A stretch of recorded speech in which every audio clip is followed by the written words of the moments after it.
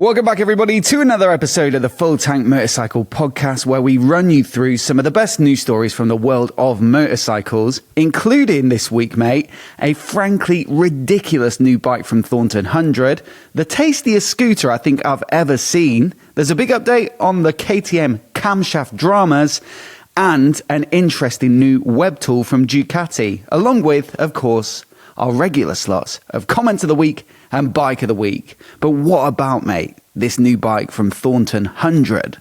Yeah, it's impressive. You actually are a bit of a fan of Thornton 100. You've actually met the guys from Thornton 100 at all? Yeah. I actually did Goodwood Festival of Speed a year or two back, and they brought a couple of their bikes with them, so I had a chance to see them in the flesh and chat to them. But I think previous to this, basically they just modified bobbers, and they famously put these wide wheel kits on them, so they had massive front wheels. But this is a bit of a change of direction, isn't it? Yeah, both literally and metaphorically. So they're not known for their practicality when it comes to cruisers, I think.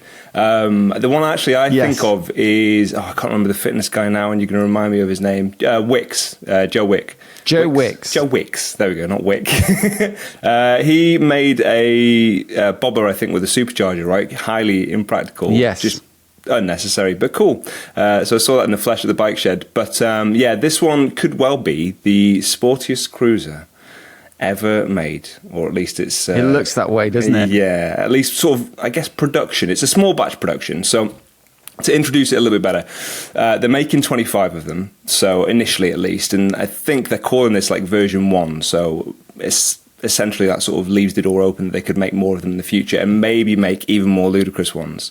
But this is, for me, the sort of takeaway of the headline figures, the wet weight of this thing, which is 170 kilograms. And phenomenal. It was impressive, isn't it? And then engine tuned to about 120 PS, which, to be fair, I guess that's modest in the world of bikes to a degree, but then also remember this is a hugely torquey engine. When Triumph were releasing it originally, they were making a big deal about how well it could, drag race and shift from a standing start. So it will definitely be a fast bike, even faster for the fact that it is now ridiculously light for any bike, and that's thanks to a lot of carbon they've got across this thing. And they've changed the wheels, obviously, as well, so that makes it a bit sportier. So instead of having, I think it's a 16-inch on the rear for the standard bobber, could be wrong about that, but it's a small wheel on the back. Now it's 17, so much, much sportier, but still kind of a bobber position. Yeah, I think it's 16 front and rear on the standard bike, and they've got those chunky bobber tyres, and they're never going to be the quickest turning, whereas this, with the Michelin Power GP2s, carbon wheels, 17-inch front and rear, basically looks like some kind of exotic sports bike on the spec sheet, but I'm expecting it to be pretty phenomenal. I think, basically what happened is they took the bobber, the Triumph bobber, as far as it could possibly go. If you look at some of the bikes they were building, they were doing so much to it that it feels like now they're just like, well, let's start from the ground up. Mm-hmm. And I think I'm right in saying, mate, the only thing that's really left is the engine here, isn't it? Because look at that swing arm. That's got to be all custom made. Yeah, new geometries. The frame, in fact, they do cite the fact that they have, custom built pretty much the thing from the ground up, like you say, apart from the engine. Even the electronics as well. So they've given it keyless and launch control and other things, an improved dash as well. So electronically, even, they've given it a complete overhaul. Yeah, honestly, I'd love to ride one of these if I can ever make that happen. But it might be, like you say, unlikely, given that they're just making 25 of this first edition. And also, they're going to be £38,000. So that's not far off. Well, it's three normal bobbers, basically. You can get one for £1,000 deposit. But I think it's probably going to be a long shot. 38 grand? I don't know if it's worth it. There's a lot of stuff you can do with that money, but it does look quite phenomenal. I mean, the carbon tank, that special solo seat. It's a similar idea with the floating seat, but I think that must be their own interpretation of that. Given it's their own frame. I remember seeing them do a pillion kind of edition as well that you can bolt onto the back. So they've done all sorts of stuff to the frame in the past, including that. I think for me, 38,000, it is high, but I think it sort of puts it in the ballpark of the other one that both of us have kind of taken notice of is the Buell, right? So they've got the Super Cruiser, which arguably is also one of the sportiest cruisers ever made, and that's, you know, similar kind of, well, it's heavier but therefore more powerful, so, you know, you assume it sort of cancels out to a certain degree, but it's also in the same sort of price range. I think they estimated $20,000 to $30,000. I don't love the vagueness of the price there. Like, it's quite a big span, isn't it? Yeah, I can either afford that or not. Do you know what I mean? There could be but yes, that's 175 horsepower because it uses the same V-twin as they put in the Hammerhead sports bike and all that sort of thing. But it does come in at over 200 kilograms. It's a bit heavier. What I'm thinking is surely at some point, Thornton 100 are going to put the, as you said, supercharger into this Evo bobber. And that would get the power figures up beyond that probably. And yet in this super lightweight chassis. Or maybe that would just be too much power and it'll end up self-destructing. Anyway, phenomenal. And you got to say hats off to them for developing the knowledge and expertise and capabilities to just build a bike from the ground up. It really shows how far a custom shop can go. Yeah. Next up, though, well, speaking of building your own things to varying levels of success, we've got the story about KTM's camshaft controversy. And this has been sort of on the boil for a few weeks now, where it's suspected that there are some problems with the camshaft in some of the parallel twins from KTM. So the 790s, the 890s, and perhaps even affecting the Norden 901 from Husqvarna, with Husqvarna being a sister company. Now, previous to this, it had sort of been gathering steam online with a few examples of owners seeing this excessive camshaft wear on their parallel twins and sort of reporting it to their dealer, but not really getting much back. And then a Facebook group started, which has now got, I believe, something like 7,000 or 8,000 members. It may even be more by now. And I think some of the, what can I say, displeasure about the whole thing is that KTM hadn't really acknowledged it or come out with any statement on it. And it's, you know, just felt like they were trying to let it blow over or ignore it or kind of just sweep it under the carpet a little bit. But in MCN this week, there is a response from KTM where they're saying that they can't really comment on some of these issues because they're not being reported in the sort of official manner, I guess. So there are a couple of examples in the article. There's a guy from Queensland Uni, maybe, who has some access to some testing equipment, and he tested the hardness of the camshafts from his bike. He removed them.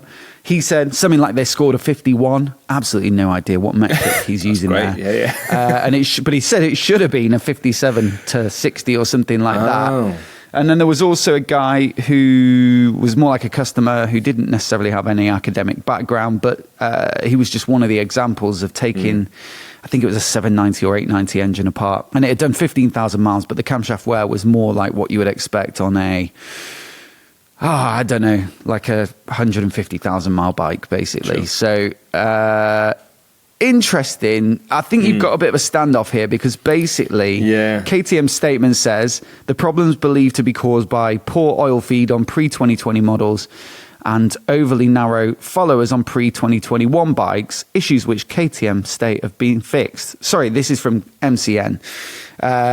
KTM say the camshafts used on the LC8C platform have no inherent defect and the affected components meet the tech specs for their intended use. This applies to both the hardness of the camshafts and the width of the finger followers, as well as to the sufficient lubrication of these components. So they're basically saying we actually, you know, MCN is saying there's believed to be a problem. KTM are like, well, they're in spec and we think they're fine. They also say we introduced wider finger followers from, wait, they said the finger followers were wide enough.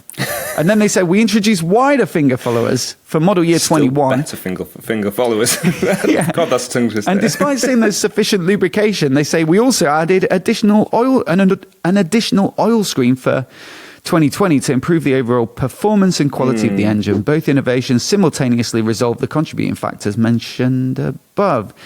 It's a little bit contradictory. That is contradictory because they're saying that there wasn't a problem, but then they're also saying that they've fixed the problem that wasn't a problem before people had even called it out as a problem. So this isn't like their reaction to, oh no, we've had a couple of duff bikes back and people are complaining on Facebook. This is prior to that as well, right? If it's 2020.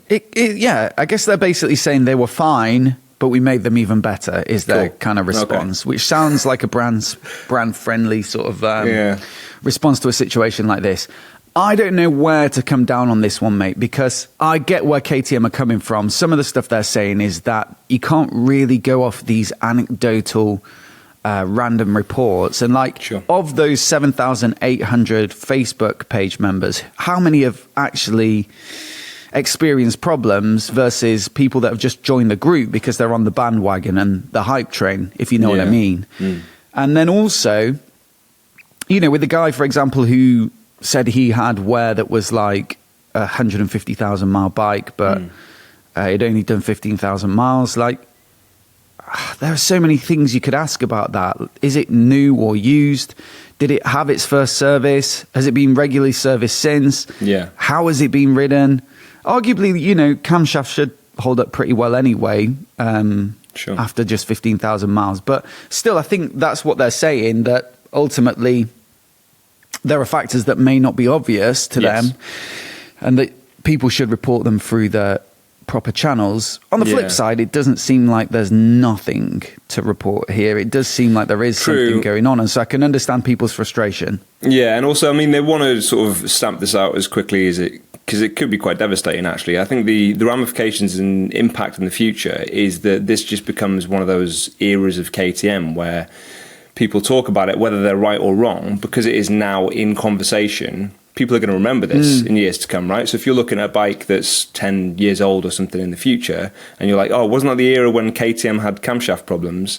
Then it's just going to kind of, I mean, obviously that's second-hand market, not brand new, but either way. But like in terms of it reporting it to them, I understand what they're saying, but then if people had been reporting it to them, and they weren't getting the response they needed, then this is the only channel you've got to call them out on it publicly. So I don't know. It's I don't think you need to necessarily take a position on it, but remain impartial. I think the damage is done, and I think it's their kind of problem to deal with, really. Well, they're saying if anybody notices extra noises from their engine or limited performance, I suppose, because I guess the camshaft profile is changed because it's worn quickly, so you're not getting the same valve lift and same timing. If you're noticing diminished performance, take it to your dealer, report it to KTM, which I think is fair enough, but I agree it's a bit of a tricky one for them to manage, and they hadn't necessarily had the best reputation for reliability before that, whether that's warranted or not, and this is only going to contribute to that, I suppose. Shame, because they're absolutely brilliant bikes to ride. Really the 790s, the 890s, the Norden 901 as well. But I don't know. Do people think that's sufficient, that response? Let us know what you think in the comments. Do you think it's damaging in the long run? Moving on to something a little bit more light, let's say. Ducati Scrambler, or Scrambler Ducati, the sort of separate company, I guess you could call it, for that's Ducati Scrambler lineup. Yeah, they've got a different website, scramblerducati.com, but as part of that website, they've now launched this AI tool, which means you can basically sort of design your own Scrambler icon. Sort of. Yeah, so I don't know whether you actually followed this through, but I clicked on, I'm assuming you have made your own bike. I don't know if you got the same result as me. Mine was pretty dull, I'm not going to lie. So if you want to get that up now, you have to put your email address in as well so you can actually get it. But feel free to generate one and we'll see what you make either way, and I'll flash them up on the screen. But my first one was boring. I am going to go a little bit more avant-garde with my second suggestion, because I've seen on the website, which I didn't see on my mobile, they have suggestions. So they've got some quite outlandish looking bikes, one of which is on the moon, so that's always fun. But they have specific prompts in there. So basically you type in, and it's using Leonardo.ai to generate a version of the Scrambler that could be yours. And I'd imagine they use this as kind of, maybe they're using it as market research, or maybe it's just a marketing sort of gimmick. Maybe, well, I lean towards the latter, because it's limited in terms of what it will actually put out. I actually asked for a desert sled and it did not listen to my request. It just gave me a standard icon in black with some Scrambler type handlebars. But I'll definitely start sticking in stuff like, I don't know, built of clown farts or something. Just something exciting to really test that AI in the future. Yeah. Have you got anything generated? I started trying to put in kind of silly stuff. If you put made from Lego, it will give you like an AI generated Ducati Scrambler made from Lego, which is quite fun.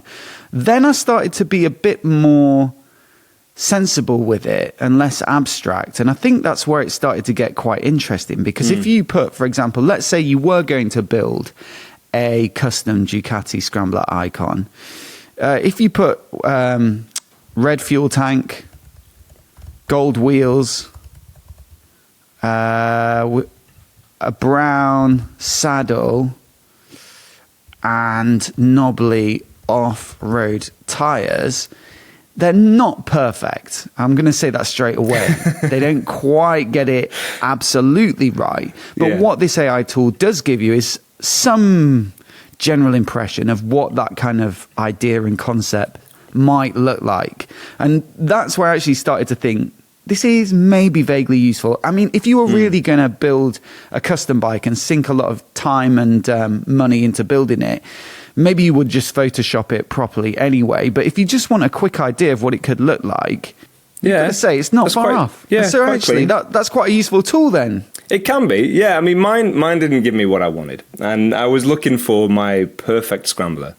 But I see what you're saying, yeah, because it could be that obviously Ducati could use this as a kind of tool to see what the audience actually wants, right? If they have lots of terms pop up a lot, then they can use that as their design language for a future bike, which is a great idea on their part, right? Great bit of crowdsourcing. Well, do you think we should just pay like thousands of people to type desert sled in there so that they actually make a desert sled? Yeah, actually, there we go. We can make a movement here, right? Everyone who listens to this, type in desert sled. Please type in desert sled. Anyway, so you could also use it to make your custom. So if you have a Ducati Scrambler icon and you wanted to do something like you did, where you go and take it to someone to, you know, spray the tank and you'll stick on a load of custom parts and things, you could use this as your model, which is quite good. Because I don't know if you've ever tried with other AI, Photoshop being another one that obviously both of us use. AI on that struggles with a few things. One, massive intellectual property, obviously, always falls down, can't do it. It's legally, you know, not even a grey area, they can't do it. The other thing is it struggles with people's faces and hands, can't do them. Yes. And it also struggles with like mechanical things that are a little bit too complex. So obviously I use it a lot when we're making thumbnails and things, but you've probably found the same. It just cannot handle extending a bike or trying to kind of interpret what a motorcycle should look like. It always goes a bit jank. Whereas this obviously has been fed, I suppose, a load of information about, you know, what bikes look like, and it's doing quite a good job of rendering a realistic looking bike that you could. I think they must have trained it basically with lots of pictures of this bike. Occasionally it comes out slightly stretched looking or something like that, and the tank may be a weird shape. But ultimately, I think they've put a lot of pictures in here because it's never far off the sort of mechanical rudiments of the Scrambler icon. Also, when you put your prompt in, I think, I'm not sure, but if you look at some of the prompts that they give as examples, I think it's adding the words like Ducati Scrambler icon or Scrambler Ducati icon to limit it as well to that. So really interesting. I don't know if perhaps AI will be used more frequently in the future of motorcycle design. There are certainly areas in which it could be.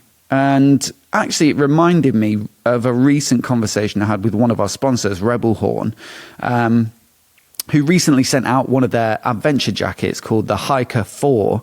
And I featured it in a recent video with the Tiger 900 Rally Pro. And they told me that they designed that jacket with AI. I think it was ChatGPT. They basically said, and that's more text, but I believe what they said to it was, what are all the features that a brilliant adventure motorcycling jacket would have, and what would it look like? And it gave them loads of responses, and then they used some of those responses to help inform how they would make it. And I've got to say, it is rammed with features, like little pockets here and there for things like toll passes. I think there's a little sleeve pocket. There's lots of straps for adjusting the sizing.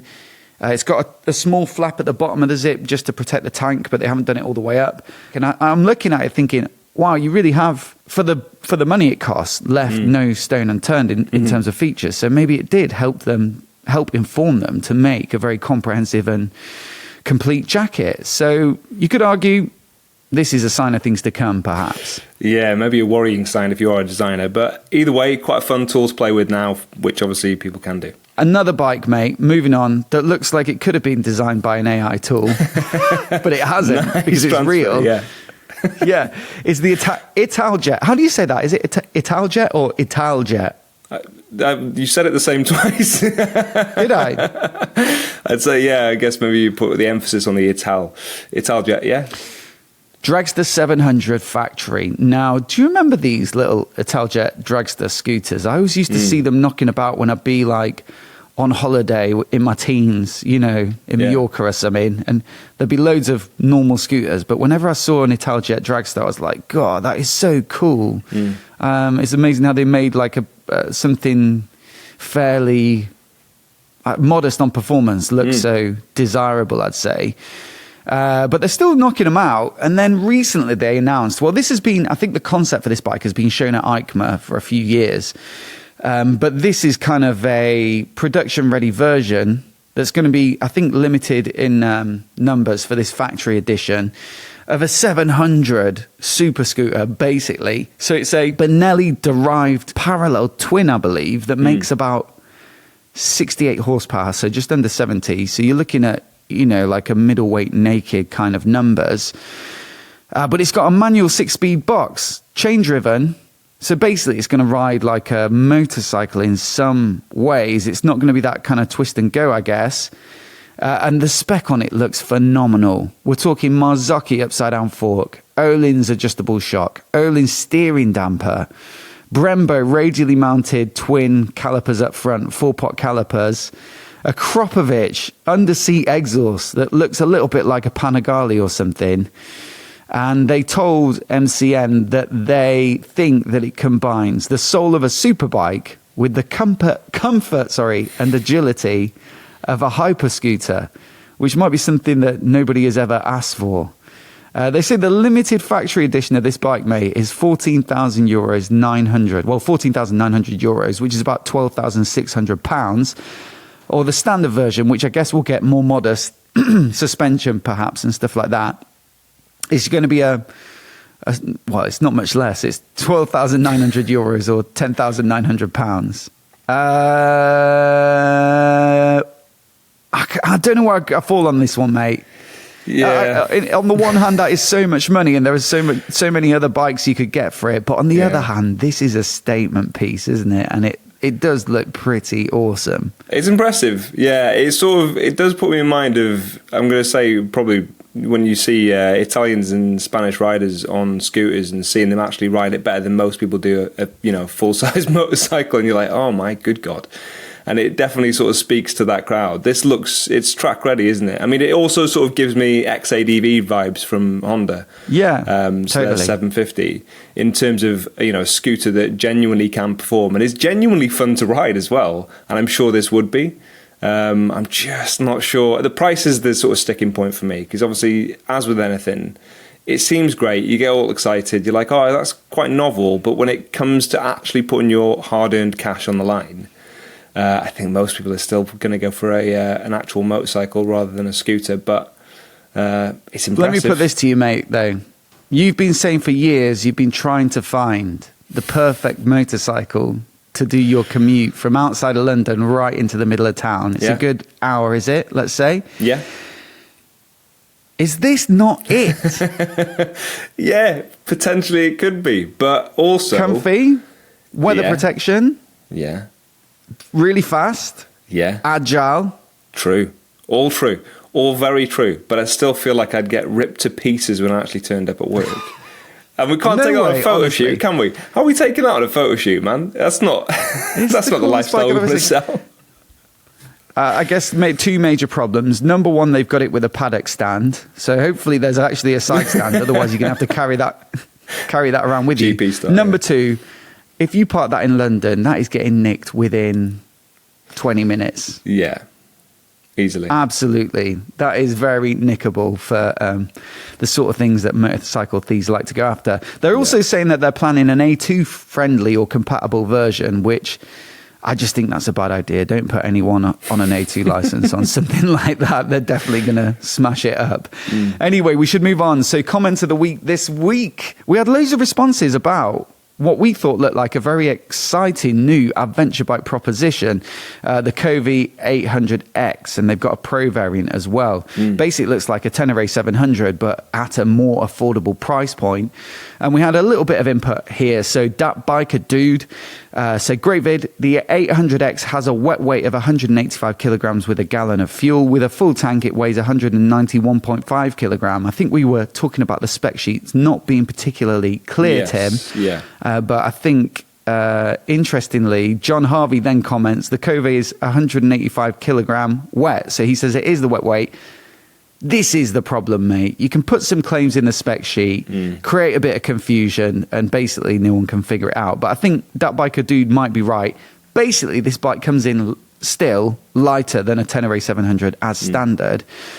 And John Harvey has a little bit of insight because he says, I tried one today and I was very impressed. Leaned it over a long way and it feels very light. And also the quality looks very good, which I think for a Chinese produced bike, perhaps the sort of conventional attitude is that it might not be that well built. But apparently that's not so much the case here. Josh Golo also comments, changed the header and the exhaust system on the Tenere and it's not far off the weight of the KOVE. The only benefit with KOVE is saving money on the purchase price. I would worry it's all downhill after that. So give it 5 years. And if the bike and the company have proved themselves, then maybe I would buy one. What do you think, mate? Yeah. Could you be tempted over a Tenere? No, I think that is the sensible way to go with it because it's still, brand new ground, or at least it is in terms of, the market and how reliable they are. So I think that is the exact right response, which is give it 5 years, see whether or not they're proving to be reliable, and then jump on. That would be my vote with this one, because to be honest, you could find a second-hand Tenere and they're tried and tested, and have yourself a blast on that as well. And like you said, obviously change some parts on it, go for some lighter things, take off what was it you took off on that one, the exhaust header, change the header and the exhaust, and you would save some weight as well. So I'd go tried and tested. Me, you? People say this a lot in the comments of my YouTube videos about bikes, never buy the first generation of anything. And I thought maybe that was quite a cautious and pessimistic way to look at the world until I spent £1,000 on a big family tent. And it was a new model for Berghaus. It's massive. Oh, wow. And it's so big that it can't even prop itself up. And now they've taken it off sale, I guess because it's defective. It keeps kind of falling in on itself. Trying to get my money back from Go Outdoors is proving an absolute nightmare. And from now on, I'm wholeheartedly on board with the attitude of don't buy the first generation of anything. It's not the sexiest tale of, No, but it's it's your tale. Purchase in history. You own it, yeah. No, that's fine. Thank it's relevant mate. to you. So moving on to something a little more sexy. My segues are on point this week. We've got Bike of the Week. And this time it's probably one of the first custom BMW R12s that have been built. We saw a couple at the bike shed, but it seems like BMW are making it happen with some of their sort of trusted custom shops, one of whom must be, well, I'm going to say WalzWerk, but I'm pretty sure if you were German, you'd say WalzWerk. Is that right? Yes, I would say so. Yeah, sure. Let's say WalzWerk. It sounds better. And basically what they've done is taken the R12 cruiser, effectively it's a cruiser, and turned it into this phenomenal looking scrambler that's almost like the desert sled you were lusting over from Ducati. It's basically massively jacked up, off-road biased. And I mean, first impressions, mate, this looks phenomenal, doesn't it? Yeah, I'm going to use the word svelte because it just looks nice and light and compact, tight. Everything's sort of like in there. The seat is really, really slim, ridiculously slim. It's got those completely unusable mud guards front and rear, so you're just getting caked in mud, so that's always fun. And it's got the low bars that are of no use to anyone with a Scrambler, but it's all about the looks, isn't it? So, it's a beautiful looking bike. I do like that a lot. It sort of has, obviously, a shade of the Urban GS of the previous generation, yes. R9T, which has been, I guess, discontinued. Perhaps BMW were going to announce their own updated Urban GS or R12 Scrambler at some point. But maybe this is a good sign of what's to come. I think it's a really good point on the tail end. They've done a great job there. God knows how they've hidden everything, because actually for the R12, BMW actually moved the air intake from around the tank area and put it in a traditional spot under the seat. And then obviously WalzWerk have had to undo all that. But they do say that it was quite simple in some ways to remove and replace the subframe, because it's bolt on, and they said just 4 bolts and it's off, and then we could fit our own seat and subframe. So that's definitely transformed the look at the back end. They've gone for the sort of M Sport colours, which really do suit this Scrambler style of bike. It's the stock tank, I think, with some slight adaptations and custom paint. That's from the R12 Cruiser. Yeah. Like you say, custom short mud guards. They worked with Touratech, who make a lot of adventure bike stuff, to come up with some custom suspension to jack it up and convert that cruiser stance to something more scramblery. And then the wheels are quite phenomenal. So they used the optional spoked wheels from the R12 accessories catalogue, which are a 19-inch front and a 16 rear. So they're, let's say, cruiser dimensions. But then they took new stainless steel spokes and then laced those hubs with the new spokes onto rims from an R1250 GS to end up with these very, well, I'm going to say Frankenstein wheels. I guess. That actually really do hit the mark, though. They look fantastic. And who'd have thought taking the R12's hubs, get some different spokes in, and then some GS rims would come up with something that works like that. But I guess you have to know your craft when you're doing that. But yeah, I mean, gold, so obviously they're going to add some speed. They will be heavy, so they will also then take away that speed. But I love tubeless tyres as well. The fact that it just sort of pops out ever so slightly on the edges. I don't know how you feel about this, but I absolutely love that. The spokes get laced into the edge of the rim. I think it does look good, doesn't it? Yeah, really. Continental TKC80 tyres, which I've probably said this before, but I had them on my Triumph Street Twin when I tried to make it look more scramblery. Brilliant off-road tyres, I think, or like adventure on-off tyres. Yeah. Not the best on the road. It's like riding a Lego motorcycle. Do you know what I mean? There's no subtlety to it. It's either on its side or it's upright, and it does feel quite bumpy. SC Project full system. I'm sure it sounds phenomenal. And then lots of WalzWerk's own little products like the headlight brackets. There's a Monza fuel cap, their own LED lighting, replacing the tail light and the indicators. And I'm sure many, many more pieces. Now, this one's going to cost €29,950. And they'll be building one a month. So get on the wait list if you want one. But another spendy bike. But I've got to say, she looks fantastic. Yeah, that would be the way I'd go with the custom. I mean, that is definitely what I would do with a custom for the, I say that now, just looking at it. Yeah, like I'd have designed that. But no, honestly, that really does hit the spot for me for taste. Anyway, let us know what you think of it down in the comments. A massive thanks for listening this week. Do check out the YouTube version if you're listening on audio, because, of course, there's a lot of visuals that go along with talking about some of these bikes. So I think it's probably the superior experience, especially because you get to see Tim's smiley face as well in between bits of B-roll. But yeah, a massive thanks for listening, and we'll see you in the next episode. Bye-bye.